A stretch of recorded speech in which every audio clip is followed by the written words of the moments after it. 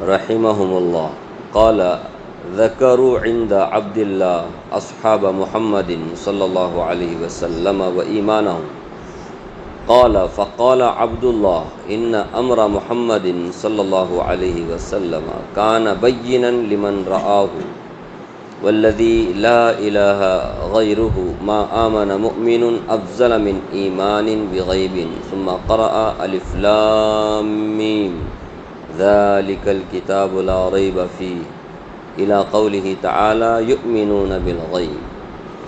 حضرت عبد الرحمن بن یزید رحمۃ اللہ علیہ فرماتے ہیں کہ حضرت عبداللہ رضی اللہ عنہ کے سامنے کچھ لوگوں نے رسول اللہ صلی اللہ علیہ وسلم کے صحابہ اور ان کے ایمان کا تذکرہ چھیڑ دیا۔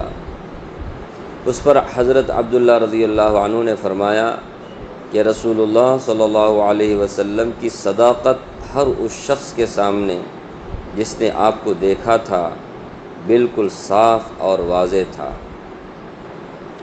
اس ذات کی قسم جس کے سوا کوئی معبود نہیں، سب سے افضل ایمان اس شخص کا ہے جس کا ایمان بن دیکھے ہو۔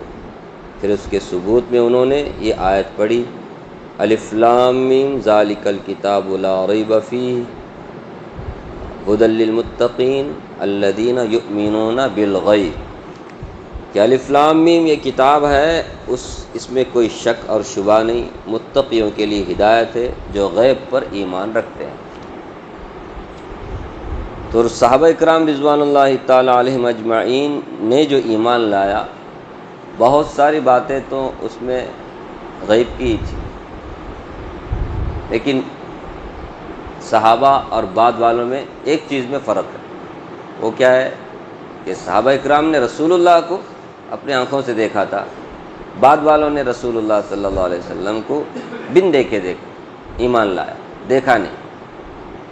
کوئی ایمان لائے دیکھ کر اور بعد والے بغیر دیکھے ایمان لائے۔ باقی باتوں میں تو دونوں ایک ہی ہے، بن دیکھے ایمان لائے سب کے سب، جہنم، جنت، فرشتے، فلاں فلاں، جیسے صحابہ نے نہیں دیکھا ہم نے بھی نہیں دیکھا، ہم نے نہیں دیکھا انہوں نے بھی نہیں دیکھا، لیکن ایک چیز میں دونوں میں امتیاز ہوتا ہے کہ بعد میں آنے والے رسول اللہ کو نہیں دیکھ کر بھی ایمان لائے۔ اس لیے حضرت عبداللہ بن مسعود رضی اللہ عنہ بعد والوں کو ترغیب دینے کے لیے ان کی فضیلت اور کیا کہتے ہیں ان کے ایمان پر وہ ثابت رہیں، اس کے لیے ابھارتے تھے کہ ہم سے زیادہ تم لوگ کیا ہو افضل، ہم نے تو دیکھا ہے اور آپ کی صداقت ہمارے سامنے ایک دم کھلی کتاب کی طرح تھی، آپ کو سچا مانے بغیر چارہ ہی نہیں تھا۔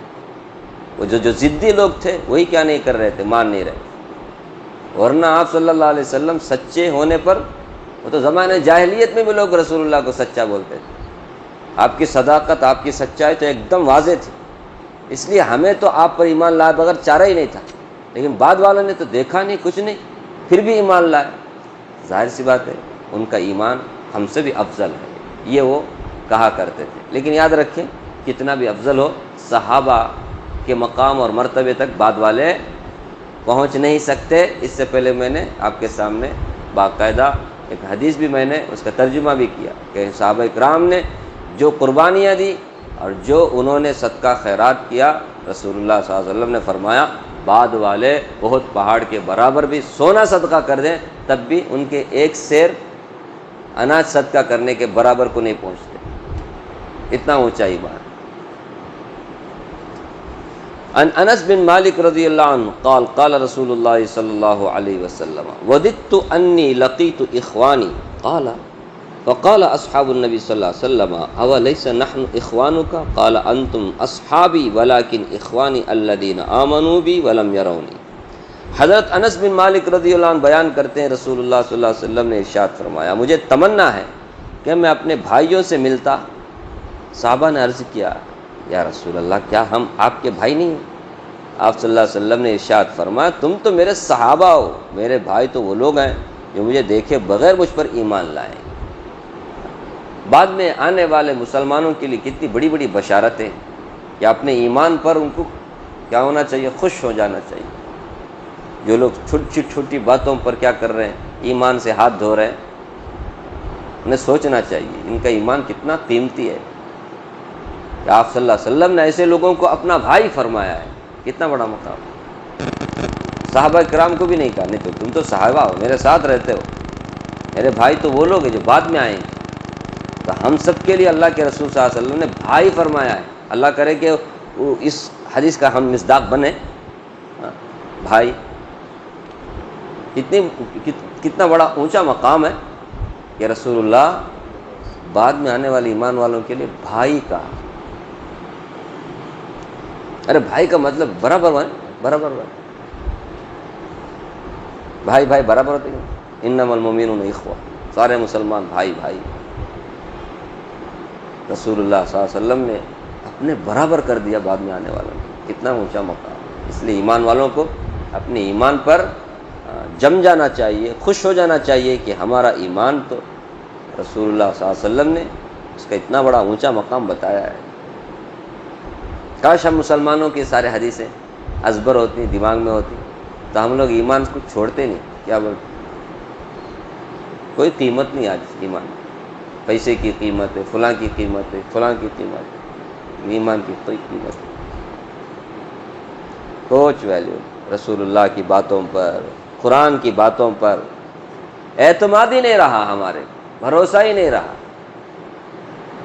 لوگوں کی باتوں پر بھروسہ، اسکولوں پر بھروسہ، کمپنیوں پر بھروسہ، بڑے بڑے مالداروں پر بھروسہ۔ بھروسہ نہیں ہے تو کس پر نہیں؟ اللہ حفاظت فرمائے، اللہ ہمارے ایمان کی حفاظت فرمائے، ہمارے بچوں کی ایمان کی حفاظت فرمائے۔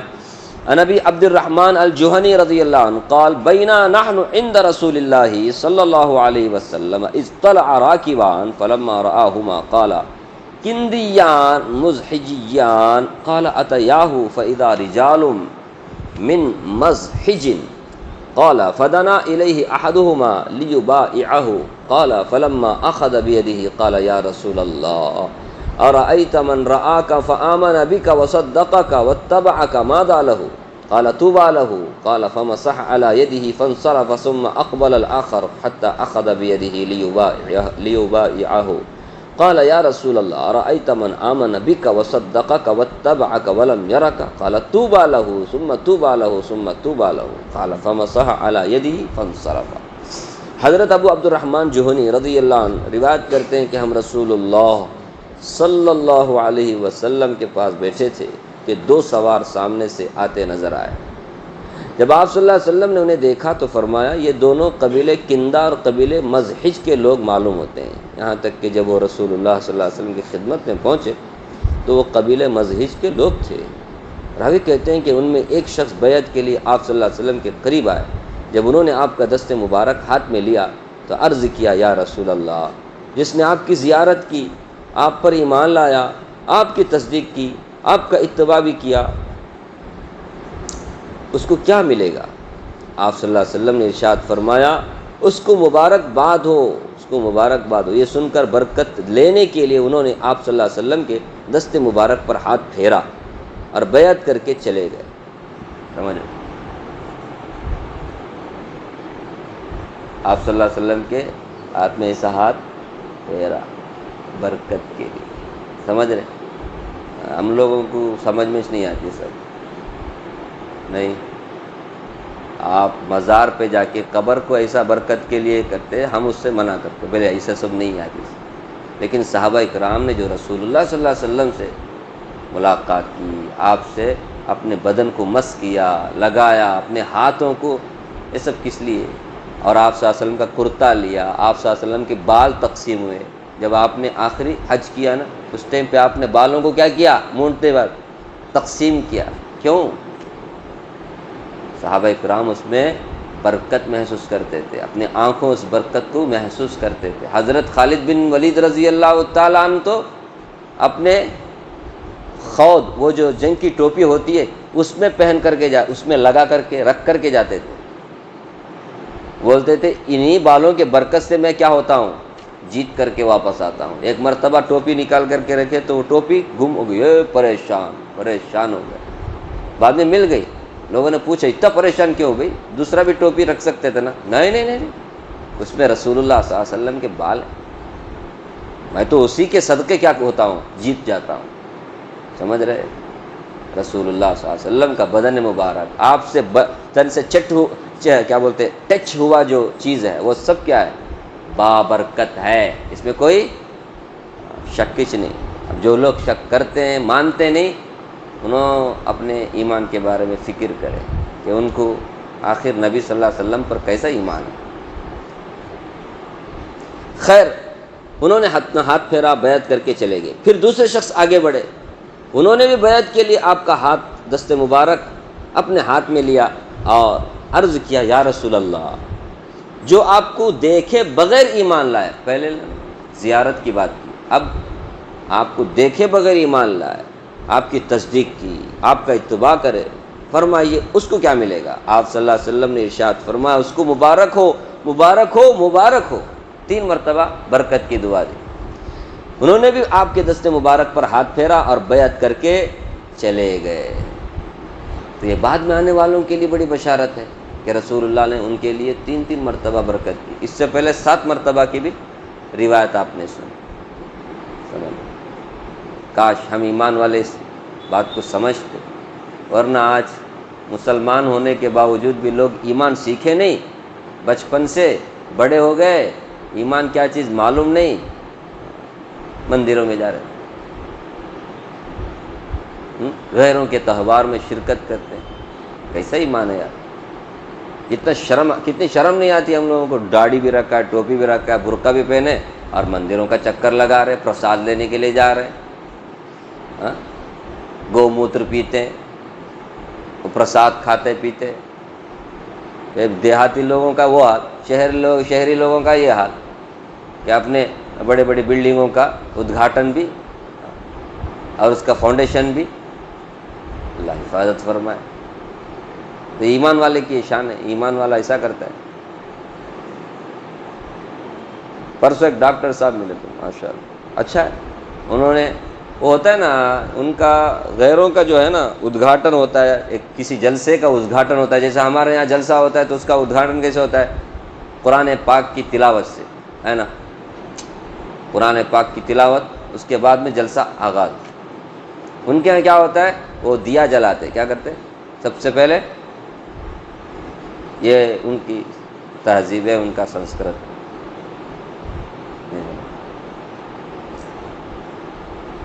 تو یہ ڈاکٹر صاحب نے کیا کیا؟ الحمدللہ اللہ نے ان کو سمجھ دی، انہوں نے اس رواج کو ختم کیا۔ ختم کرنے کا مطلب ان کو شاید وہاں کا یہ بنایا تھا چانسلر، کیا کچھ بڑا بنایا تھا، شاید صدر ہو گیا، پریسیڈنٹ کچھ بھی بنایا تھا۔ انہوں نے کیا کیا؟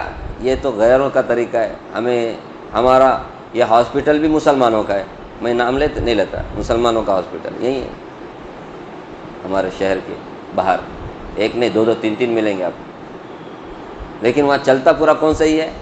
غیروں کا ہی طریقہ چلتا ہے۔ اب ان کو ذرا اس کا یہ بنایا گیا، انہوں نے اس کو ختم کر کے مٹی میں وہ کیا بولتے ہیں، پودا ایک ہوتا ہے نا، پودا ڈالنے کا ایک ڈبہ وبا ہوتا، اس میں پانی ڈال کر کے اعتراض کرنے والے کرے وہ کیا، وہ نہیں بھائی، وہ کیوں؟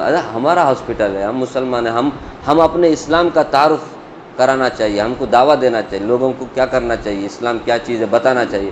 ہم ان کے ہاں میں ہاں ملا رہے، ان کے طریقے پہ چل رہے، تبھی ہم مجبور ہے کیا؟ ضرورت نہیں ہے، ہم لوگ یہ بھی تو ایک اچھا کام ہے، دیا جلائے تو سب جلتا ہے، ایسا ہوتا ہے ویسا ہوتا ہے، ارے یہ بھی تو پودا، اگر آپ اسے پانی ڈالیں گے تب پودے ہریالی، یہ بھی آکسیجن کے لیے ضروری ہے نا انسانوں کے لیے، اس سے زیادہ ضرورت اور کون سی چیز کی ہے؟ نہیں، وہ دیا جلانا، آگ جلانا، ہمیں ایک نیا چالو کریں گے۔ اس کے بعد انہوں نے قرآن پاک کی تلاوت سے کیا کیا؟ جلسے کا آغاز کیا، اقرا بسم ربک، پھر اس کی جو ٹرانسلیشن، اس کا جو کچھ بھی ہوتا ہے نا، ایکسپلین کر کے اس کو بتایا گیا کہ سب سے پہلا پیغام ہی ہمارے اسلام میں کیا ہے، پڑھنے کا، وغیرہ وغیرہ، زبردست۔ اب اسلام کا کیا ہو گیا؟ نہیں، تھوڑا تو بھی ایک غیر لوگ بہت آتے ہیں اس میں، ایک مسلمان، اس کا ہاسپٹل ہے، اس کا اسکول ہے، اس کا کیا ہے، کیا مجبوری ہے مسلمانوں کو سمجھ میں نہیں آتا کہ اپنا اسلام کا تعارف نہیں پیش کر رہے ہیں، اسلام کیا چیز ہے بتا نہیں رہے۔ ایسے ٹائم پہ بتانا چاہیے، کیا لیا کر بھائی، اچھا موقع ہے بتانے کا، ایسے ٹائم پہ بھی ہم چھپاتے ہیں اپنے آپ کو، مطلب ہم مجبور ہے بھائی، آپ کے عنایتوں مہربانیوں سے ہم جی رہے ہیں، ایسی زندگی گزار رہے ہیں آج مسلمان انڈیا میں۔ بڑا اچھا لگا میرے کو واقعہ، ماشاء اللہ ماشاء اللہ تبارک اللہ، انہوں نے تصویر بھی سب بھیجی ہے ماشاء اللہ۔ ایسے ڈاکٹر، سب ڈاکٹر ایسے ہوگا تو اچھا ہے نہیں، اسلام کا تعارف کرانا چاہیے کہ اتنے سالوں سے کام کر رہے ہیں غیر مسلموں کے بیچ میں، اسلام کیا چیز ہے ان کو معلوم نہیں۔ تو خیر، جو اپنے ایمان اور اسلام کی قدر قیمت جانتے ہیں وہ لوگ جہاں تک ہو سکے موقع کی تلاش میں ہوتے ہیں اپنے اسلام کا انٹروڈکشن کرانے کے لیے، ہے نا؟ ایسا ہی ہونا چاہیے نا، ایسا نہیں ہے کہ ہم ان کے پیچھے پیچھے چلیں، ارے ہمارے پیچھے وہ چلیں اس طرح کے ہمارے اخلاق ہو، اپنا ہمارا کردار ہو۔ عن ابی موسیٰ رضی اللہ عنہ قال قال رسول اللہ صلی اللہ علیہ وسلم ثلاثۃ لهم اجران لهم من رجل من اهل الكتاب آمن بنبیہ وآمن بمحمد والعبد المملوک اذا ادى حق اللہ تعالی وحق موالیہ ورجل كانت عنده امة فأدبها فأحسن تأديبها وعلمها فأحسن تعليمها ثم اعتقها فتزوجها فله اجران۔ حضرت ابو موسیٰ رضی اللہ عنہ سے روایت ہے، رسول اللہ صلی اللہ علیہ وسلم نے ارشاد فرمایا، 3 شخص ایسے ہیں جن کے لیے دوہرا ثواب ہے۔ ایک وہ شخص جو اہل کتاب میں سے ہو، یہودی ہو یا عیسائی، اپنے نبی پر ایمان لائے، پھر محمد صلی اللہ علیہ وسلم پر بھی ایمان لائے، تو انہیں ڈبل اجر ملے گا ہر عمل پر۔ دوسرا وہ غلام جو اللہ کے حقوق بھی ادا کرے اور اپنے آقاؤں کے حقوق بھی ادا کرے، اپنے مالکوں کے، اسے بھی ڈبل اجر۔ تیسرا وہ شخص جس کی کوئی باندی ہو اور اس نے اس کی خوب اچھی تربیت کی ہو اور اسے خوب اچھی تعلیم دی ہو، پھر اسے آزاد کر کے اس سے شادی کر لی ہو، تو اس کے لیے بھی دوہرا اجر ہے۔ حدیث شریف کا مقصد یہ ہے کہ ان لوگوں کے نام اعمال میں ہر عمل کا ثواب دوسروں کے عمل کے مقابلے میں دوہرا لکھا جائے گا۔ مثلا اگر کوئی دوسرا شخص نماز پڑھے تو اسے 10 گنا ثواب ملے گا، اور یہی عمل ان تینوں میں سے کوئی کرے تو اسے 20 گنا ثواب ملے گا۔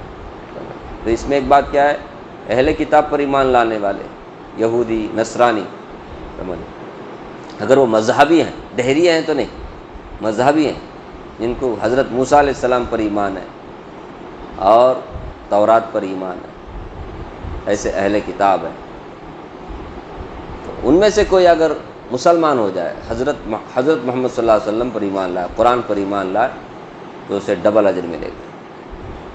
سمجھو اتنی بڑی بات نہیں، گویا اسے اگر 60 سال ایمان کی مل گئی تو انہیں گویا 120 سال ایمان میں گزارا، ڈبل، کیونکہ ہر عمل پر ڈبل ثواب۔ شب قدر ایک مل گئی تو اسے ڈبل 2 شب قدر ملنے کا ثواب نہیں۔ اللہ کرے کہ اللہ یہودی نصرانیوں کو ایمان کی توفیق دے، انہیں یہ ڈبل اجر کا اللہ مستحق بنائے۔ ان اوسط رحمہم اللہ قال خطبنا ابو بکر رضی اللہ عنہ فقال قام رسول اللہ صلی اللہ علیہ وسلم مقامی هذا العام الاول وبكى ابو بکر فقال ابو بکر صلی اللہ المعافات او قال العافیہ فلم يؤت احد قط بعد اليقین افضل من العافیۃ والمعافات۔ حضرت اوسط رحمۃ اللہ علیہ فرماتے ہیں کہ حضرت ابو بکر رضی اللہ عنہ نے ہمارے سامنے بیان کرتے ہوئے فرمایا، 1 سال پہلے رسول اللہ صلی اللہ علیہ وسلم میرے کھڑے ہونے کی جگہ، اسی جگہ خطبہ دینے کے لیے کھڑے ہوئے تھے۔ کیا فرما رہے؟ وہ جو ممبر ہے، ممبر کے سیڑھی پر کھڑے ہو کر فرما رہے، 1 سال پہلے رسول اللہ صلی اللہ علیہ وسلم میرے کھڑے ہونے کی اسی جگہ خطبہ دینے کے لیے کھڑے ہوئے تھے۔ یہ کہہ کر حضرت ابو بکر رو پڑے، پھر فرمایا اللہ تعالیٰ سے اپنے لیے عافیت مانگو، اپنے لیے عافیت مانگا کرو، کیونکہ ایمان اور یقین کے بعد عافیت سے بڑھ کر کسی کو کوئی نعمت نہیں دی گئی۔ عافیت بہت بڑی دولت ہے، ایمان کے بعد سب سے بڑی دولت جو مومنوں کو، مسلمانوں کو دی گئی ہے وہ عافیت کی دولت۔ عافیت بولے تو دماغ میں ہمارا سب سے پہلے کیا آتا ہے؟ بیماری سے عافیت نہیں، بیماری سے سب سے بڑی جو بیماری ہے وہ کفر شرک کی بیماری ہے، سمجھ رہے؟ اس سے عافیت ملنا، سمجھ رہے؟ بدن کو بھی عافیت ملنا کس سے؟ بیماریوں سے، اور ہماری روح کو عافیت ملنا کس سے؟ گناہوں سے، کفر اور شرک سے، نفاق سے، سمجھ رہے؟ اب آپ جسم کو تو عافیت مل گئی، لیکن ایمان کی عافیت نہیں ہے، ایمان ڈاوا ڈول ہے، ایمان نہیں سمجھ رہے، تو پھر ایسی عافیت کیا ہے، کس کام کی عافیت؟ یہ بہت جامع لفظ ہے، خالی پیلی صحت کے لیے لا کر کے ٹھونسنے کا نہیں، صرف صحت اور تندرستی کے لیے لا کر کے اس کو عافیت ایک جامع لفظ ہے، دنیا آخرت کی عافیت، جسم کی بیماری سے بھی، روح کی بیماریوں سے بھی عافیت، یہ سب سے بڑی دولت ہے، یقین ایمان کے بعد۔ اس کو تھوڑا مفہوم کو ذرا پھیلائیں، سکڑائیں مت۔ جسم کی بھی عافیت چاہیے، روح کی بھی عافیت چاہیے۔ ایمان تو اللہ نے دیا ہے، لیکن یہ ایمان سلامت رہنا نا، اللہ نے صحت دی ہے، تندرستی دی ہے، یہ بھی سلامت رہنا، اسی کا تو نام عافیت ہے، سمجھ؟ تو اللہ سے جب عافیت مانگے تو نیت کیا بھی ہو، اللہ جسم کی بھی عافیت، روح کی بھی عافیت، بیماریوں سے، جسم کی بیماریوں سے بھی، روح کی بیماریوں سے بھی، کفر اور شرک، نفاق، شک، شبہ، ڈاؤٹ ایمان کے بارے میں، قرآن اور حدیث کے بارے میں، یہ سب بیماریاں ہیں، ان سے بھی عافیت مانگے۔ اللہ مجھے بھی، آپ کو بھی عافیت والی دولت عطا فرمائے، ہمارے جسم کو بھی اللہ عافیت بخشے، ہمارے روح کو بھی اللہ عافیت بخشے، دنیا آخرت دونوں جہاں کی اللہ ہم سب کو عافیت عطا فرمائے، آمین یا رب العالمین۔